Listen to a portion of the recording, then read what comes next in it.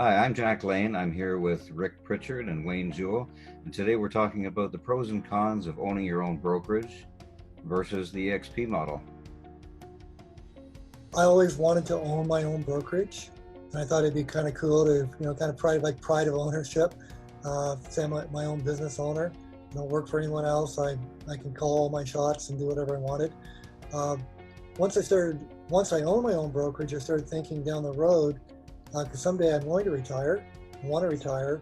How much is my brokerage worth? I talked to my accountant, looked at the numbers, and I was quite surprised that my brokerage down the road was not going to be worth very much money once I took my personal production out of it. Um, and it's, you have a book of business, maybe you can sell, maybe you get a little bit of money for it, but it wasn't going to be as significant as I thought it was going to be. When I started looking at the eXp model and looking at the opportunities of growing my own team, and not only just locally, but geographically throughout Canada and North America, and with that team, you can build a great passive income and really synergize your time. And the real benefit is it's a willable asset to your family. So, because you're building a position within eXp, and as long as you are part of eXp or someone in your family is part of eXp, they don't even have to sell real estate, just hold a license. That position will continue to grow, and the income for passive income will come in for my retirement years, and it will be passed on to my family if they so desire to have it.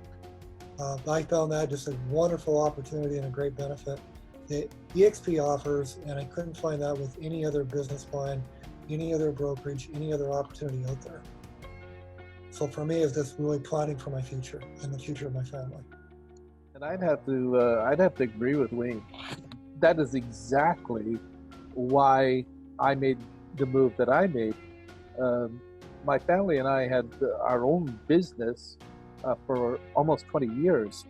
And what I found was that the responsibility and liability, unfortunately, the buck stops with you. There's nobody else around. And when I looked at the eXp model, I could see that I could have all the same things and probably a more significant ROI with the eXp model without the responsibility and liability. So it was an easy transition for me to move into the eXp and still have all the same benefits that I had when I had my own business. Christine, my wife, and I, along with two other people, opened a Keller Williams franchise. And I think one of the reasons we did so is we wanted to be involved in that decision-making process. We wanted the freedom and the security to plan for our future.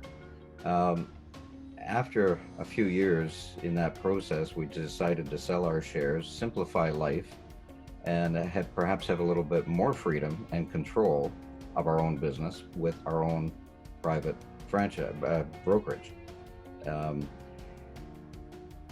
We transitioned to eXp for the very same reasons. I have more free time now. I actually have more independence, yet we have a unique collaboration within our teammates at eXp, collaborating with people throughout Canada and North America. We had close to 10,000 people attending a recent summit, all online, all virtual.